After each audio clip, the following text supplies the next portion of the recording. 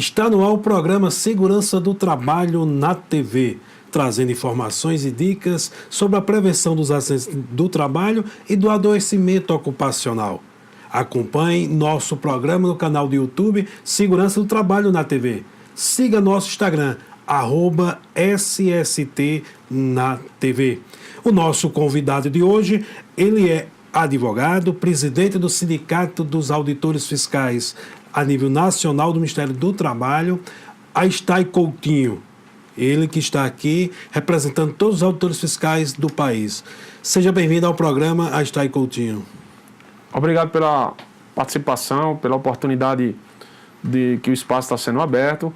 Nesse programa que já passou a ser referência da televisão pessoense, o programa Segurança do Trabalho na TV. Quero parabenizá-lo também pelo excelente trabalho desenvolvido à frente do Sintesc, que é o Sindicato dos Técnicos de Segurança no Estado da Paraíba, que sempre é participativo, está em todos os espaços, é um sindicato realmente forte e que atua em prol da melhoria e da prevenção da segurança do trabalho na Paraíba. Ok, Astai Coutinho, este mês, então comemora-se os 88 anos do Ministério do Trabalho. Criado em 26 de novembro de 1930 pelo presidente Getúlio Vargas, o Ministério do Trabalho completará 88 anos de existência neste mês. Criado para regulamentar e fiscalizar todos os aspectos relacionados referentes à relação de trabalho no Brasil, e para falar das conquistas durante esses 88 anos, Astai, o que é que você pode falar das conquistas dos 88 anos do Ministério do Trabalho? O Ministério do Trabalho, ele desenvolveu um papel relevante, desenvolve, aliás, dentro da sociedade brasileira. É o ponto de apoio de todas as entidades sindicais, seja de patrões, seja de empregados. É no Ministério do Trabalho onde se dá as mediações coletivas, ou seja, os acordos que são celebrados quando existe qualquer tipo de divergência entre cláusulas envolvendo a parte empregatícia, ou seja, o vínculo laboral. E é lá no Ministério do Trabalho onde se tenta a primeira etapa de conciliação, onde se busca chegar ao denominador comum. Ou seja, o Ministério do Trabalho, através do setor de mediação, sempre atuou de forma veemente na melhoria das relações de trabalho existentes no Brasil. Afora esse importante aspecto de elemento aglutinador das relações de trabalho envolvendo patrões e empregados, o Ministério do Trabalho, do ponto de vista das políticas públicas, sempre desenvolveu um papel essencial no combate ao trabalho escravo, no combate ao trabalho infantil, na inserção de jovens aprendizes no mercado de trabalho, na questão relacionada à inserção de portadores de deficiência no mercado de trabalho, no combate ao assédio moral existente ainda em muitas empresas no país.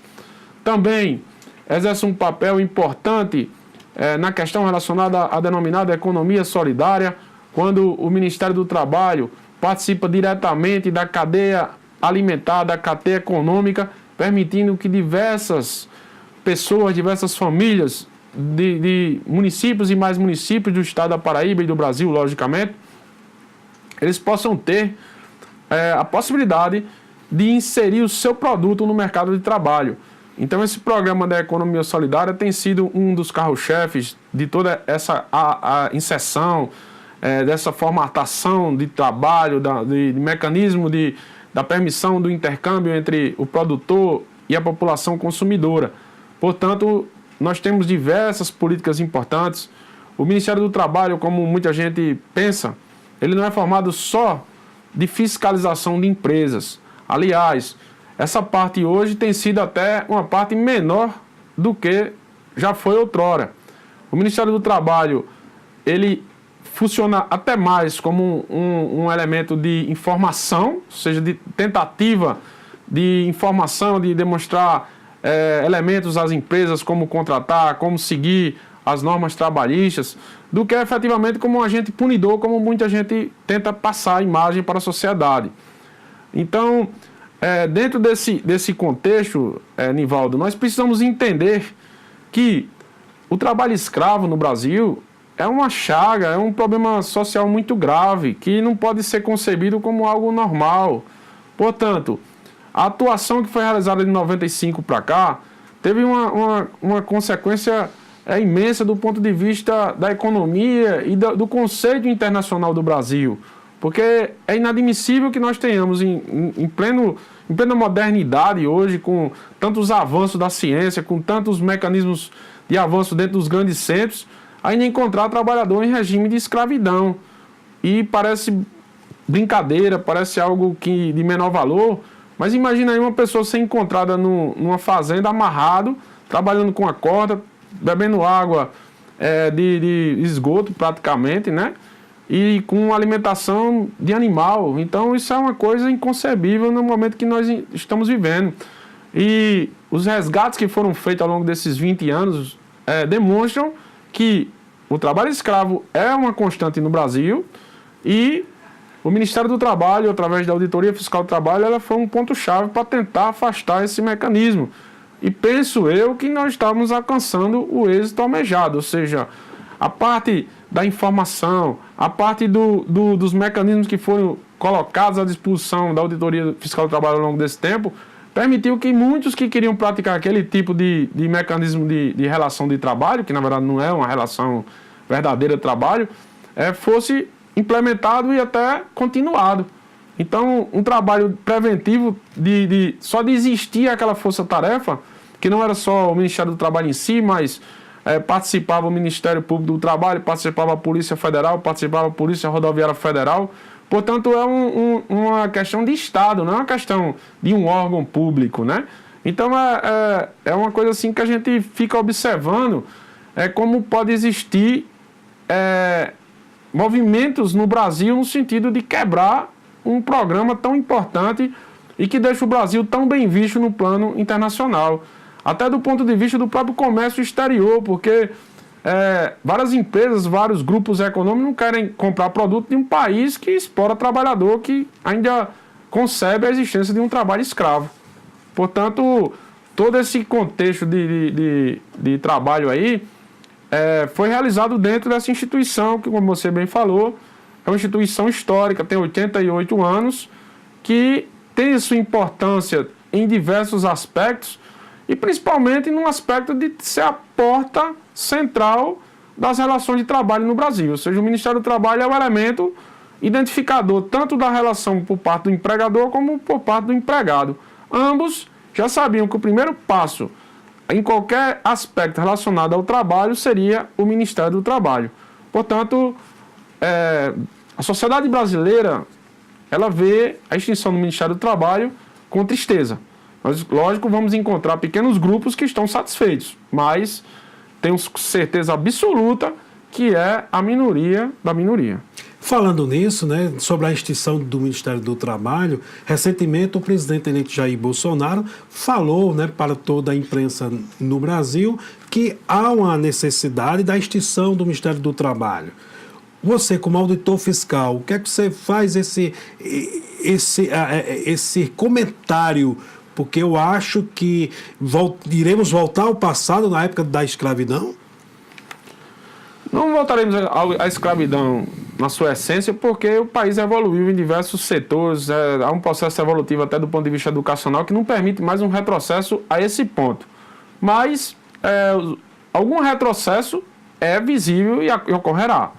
Nós temos uma pauta que está sendo colocada, e eu diria até que não é efetivamente pelo governo Bolsonaro, mas é uma pauta que está vindo do próprio mercado. O próprio mercado está exigindo que haja flexibilização das relações de trabalho. Não é uma pauta eminentemente interna, mas é uma pauta que já vem do aspecto internacional, que exige uma abertura maior do mercado no sentido de flexibilizar as leis trabalhistas para gerar um regime mais de competitividade e de igualdade entre países que não praticam um regime de direitos sociais tão avançado como o Brasil.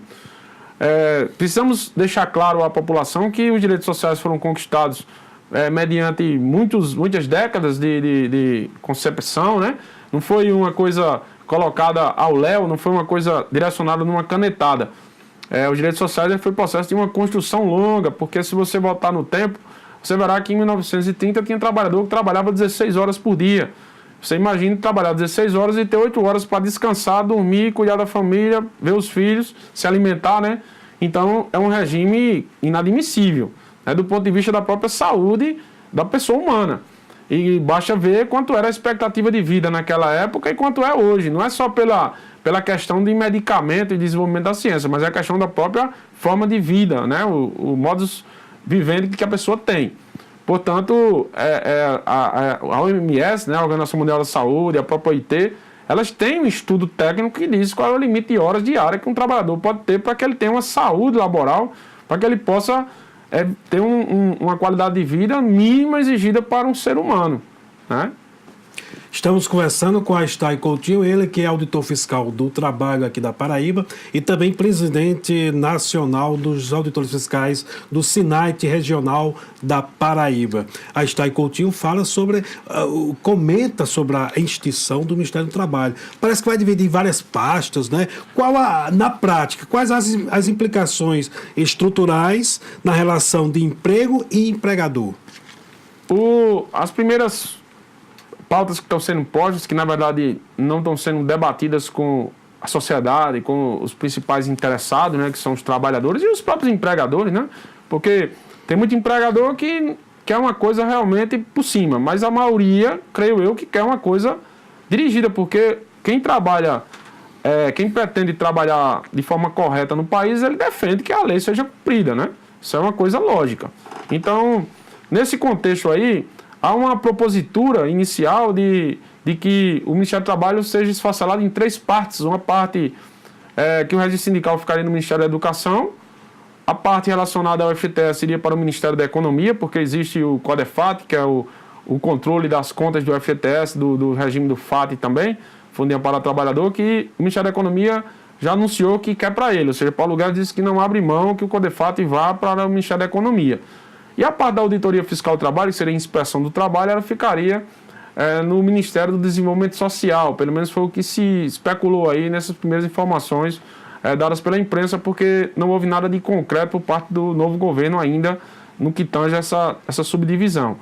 Então nós teríamos, de antemão, pelo menos o que não apareceu na imprensa, o setor de mediação, que estaria fora, ou seja, não aparece em lugar nenhum a continuidade do setor de mediação. Isso implica dizer que não haveria mais relacionamentos entre sindicatos, ou seja, desaparece todo o contexto de formatação de convenções coletivas, e aí vai precisar ver como é que fica isso, porque existe previsão na própria Constituição Federal, no artigo 8º, como é que vai ser delineado esse processo, mas vê-se de antemão um flagrante desidratação, né, dos sindicatos, que vão perder muita força. Eles já perderam força pela ausência da contribuição confederativa e perderão força pela ausência até da sua própria exposição e importância, que é a formatação das chamadas convenções coletivas, né?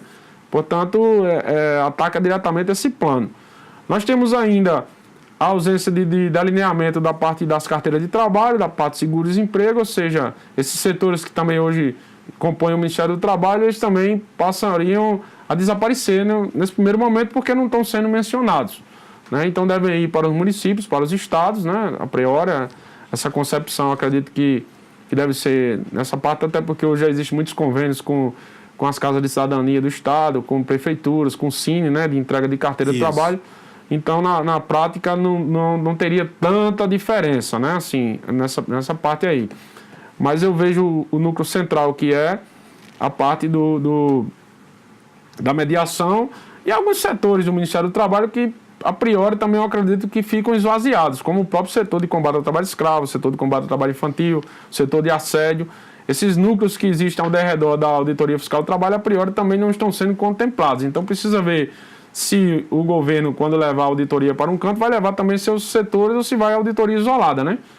Essa parte ainda não foi debatida, não saiu em canto nenhum na imprensa, e também não houve diálogo entre os atores, né, do mundo do trabalho. Estamos conversando com a Aistai Coutinho, o presidente do SINAIT, Sindicato Nacional dos Autores Fiscais Regional da Paraíba. Vamos ao intervalo e voltamos já já.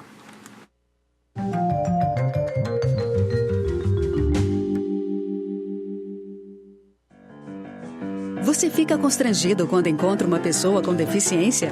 Então, está na hora de mudar. Deficiência não é doença e essas dicas são para você. Pessoas com deficiência intelectual levam mais tempo para aprender. Mas isso não significa que sejam incapazes. Elas podem e devem estudar e trabalhar. Existem mais de 200 tipos de deficiência intelectual. A síndrome de Down é uma das mais conhecidas. Não seja superprotetor. Se a pessoa com deficiência for uma criança, trate-a como criança. Se for adulto, trate como adulto. Ao pedir alguma coisa, se ela não conseguir fazer, mostre um modelo e certifique-se de que foi compreendido. E o mais importante, respeite o ritmo dela. Cidadania é saber conviver com as diferenças.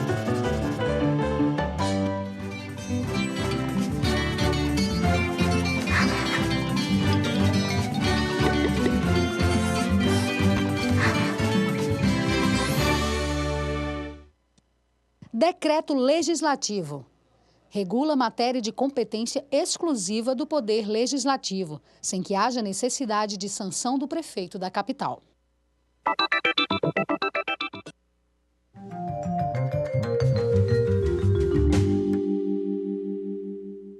Estamos de volta com o programa Segurança do Trabalho na TV. E o nosso convidado de hoje é Aistai Coutinho, presidente do SINAI, Sindicato Nacional dos Auditores Fiscais Regional da Paraíba, falando um pouquinho da proposta do próximo governo que se inicia no dia 1º de janeiro, da extinção do Ministério do Trabalho e dividir, faturar aí para 3 pastas ou menos, né? Então vamos ver o que é que realmente vai acontecer.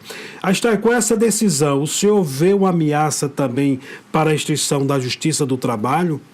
Com certeza, a Justiça do Trabalho já vem sendo bombardeada, né? Inegavelmente que a reforma trabalhista já deu uma esvaziada grande no seu contexto, basta ver o número de ações que existiam antes da reforma trabalhista e a quantidade que existe após a reforma trabalhista, né?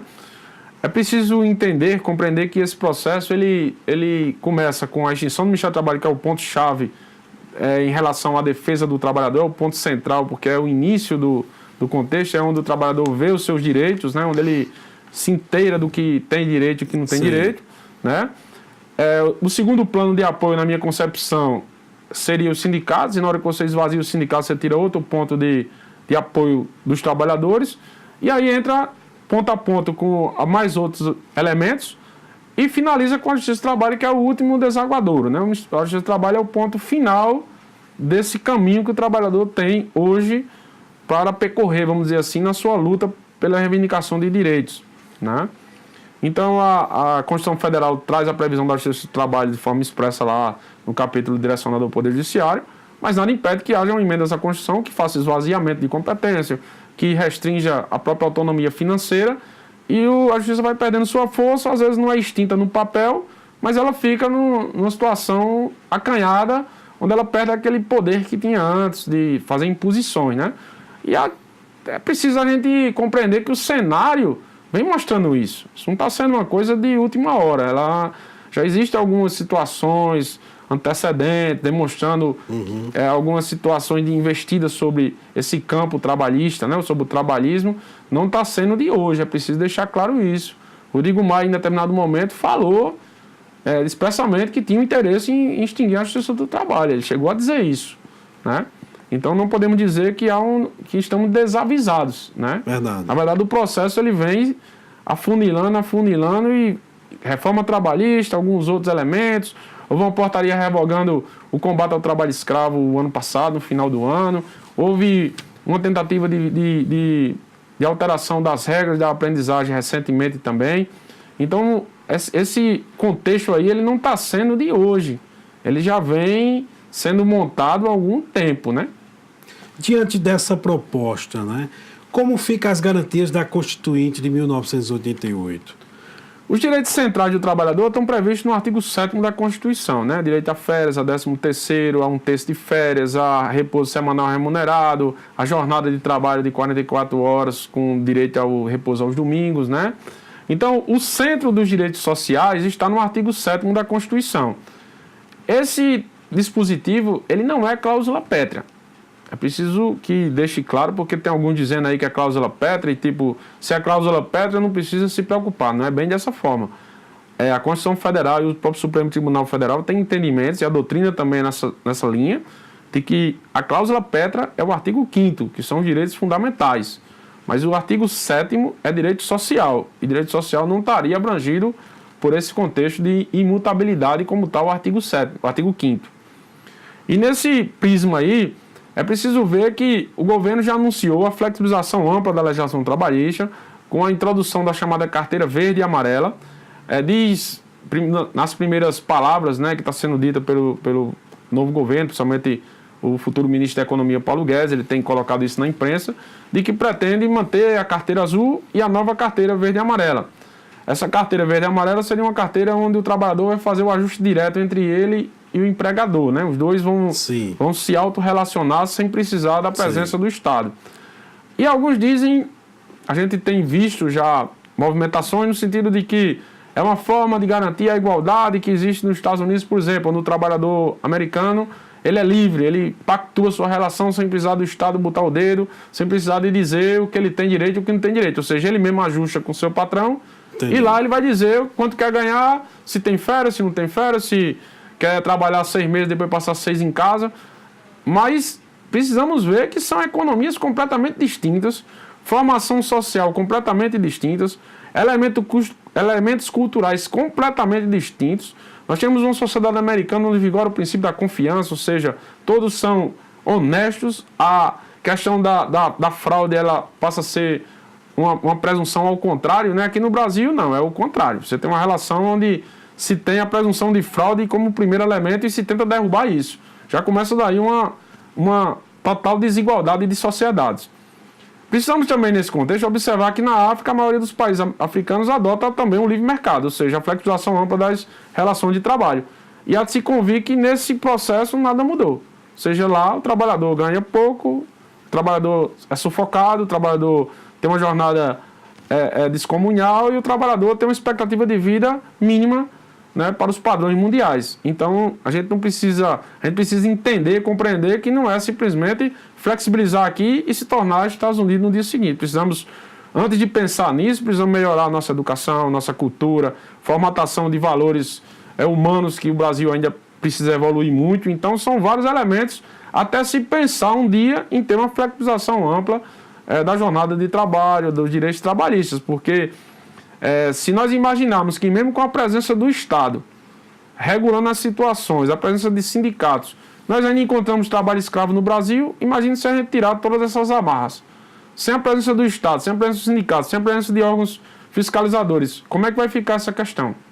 Então, como diz o ditado popular, né, com essas propostas que o futuro governo tem, existe casca de banana aí. Com certeza, né? Então a gente sabe que essa flexibilidade com certeza vai afetar os mais humildes, os mais carentes, os trabalhadores mais humildes na questão da formação. Nós temos uma mão de obra ainda desqualificada no Brasil, nós temos um índice de desemprego alarmante para os padrões mundiais. E, portanto, se você tem trabalhador sem qualificação, se você tem mão de obra farta, qual é a consequência disso? O empregado vai ser obrigado a aceitar o que está posto sob pena de não ter emprego. Então, essa lógica que está sendo posta de que é melhor ter trabalho do que não ter direito, né? Porque está sendo posto é melhor você ter o trabalho, mesmo sem direito, do que você ter direito sem ter o trabalho. A gente precisa analisar isso com mais percussiência, né? Estamos conversando com Aistai Coutinho, ele que é presidente do Sindicato Nacional dos Autores Fiscais do Estado da Paraíba, regional. Siga nosso Instagram, @SST na TV, e também acompanhe o nosso programa através do canal do YouTube, Segurança do Trabalho na TV. Aistai, estamos quase chegando ao final do nosso programa. Quais as ações do SINAIT a nível nacional e SINAIT-PB para essa daqui, daqui para frente? O SINAIT tem tentado mostrar à população brasileira os efeitos deletérios da extinção do Ministério do Trabalho e tem tentado mostrar que não é só em relação ao trabalhador, como alguns têm dizendo, não, em relação a empregadores também, porque o empregador que cumpre a legislação, que trabalha corretamente, ele quer que exista um órgão controlador disso aí, porque se não existir um sistema de controle sobre isso aí, passa a haver uma lei da força. Então, cada um vai fazer valer sua regra sem o governo estar lá para ter um sistema de igualdade. Então, se eu estou cumprindo o que é para ser feito, eu quero que o vizinho cumpra também. Se não existir quem faça o vizinho cumprir, eu vou ser praticamente obrigado a não cumprir também. Isso não é uma forma correta de se ter uma sociedade justa, uma sociedade isonômica, né? Que é o que se busca. Chegamos ao final do programa. Fica aí suas considerações finais e qual a mensagem que você deixa para todos os trabalhadores do Brasil. Nós, primeiramente, agradecer o espaço aí no programa Segurança do Trabalho na TV, que é um programa marcante, como eu já falei no início do contexto, que está hoje como pioneiro a nível nacional, e isso é de relevância, de importância. A segurança no trabalho é algo relevante. Os acidentes no trabalho eles acontecem exatamente, muitas vezes, pela falta de informação. E é preciso deixar claro também que a média anual é cerca de 74 bilhões de prejuízos decorrentes de acidente de trabalho. Se o governo atual está alegando que tem um rombo na Previdência de 100 e tantos bilhões, se 74 bilhões é decorrente de acidente de trabalho, isso significa que se nós tivéssemos campanhas mais produtivas de prevenção de acidente de trabalho, se nós tivéssemos mais investimento do governo na área de prevenção de acidente de trabalho, nós teríamos uma redução drástica desse atual quadro, com economia, inclusive, para a própria Previdência, que está sendo um dos calos do governo, como o governo Temer falou tanto ao longo desses anos, exigindo aí a reforma da Previdência como elemento central. Então dá para se ver quanto é o grau de importância da prevenção do acidente. E o programa Segurança do Trabalho na TV, ele tem esse ponto principal, esse ponto relevante de dar informações ao trabalhador acerca dos seus direitos, acerca da sua necessidade de se prevenir, de tomar conhecimento das formas adequadas de trabalhar, e para muitos empregadores também, porque tem muito empregador que às vezes pratica aquele tipo de conduta por desinformação. Nós não podemos afirmar nem tratar o empregador como alguém que está praticando aquilo com dolo, com a vontade de prejudicar a vida do trabalhador, a saúde daquele trabalhador. Muitas vezes ele está praticando ali porque ele vê o dia a dia sendo praticado, porque vê o vizinho praticando e acha que é o normal. E não tem aquele grau de preocupação que deveria ter, né? Então, um programa desse porte que nós estamos tendo a oportunidade de ter na televisão paraibana, ele dá essa perspectiva, essa oportunidade de se ter uma informação de qualidade. Ok, obrigado, Astai. Fica aí todos aí, nos acompanha através do canal do YouTube, Segurança do Trabalho na TV. Siga nosso Instagram, @SST na TV. Até o nosso próximo encontro e fiquem com Deus.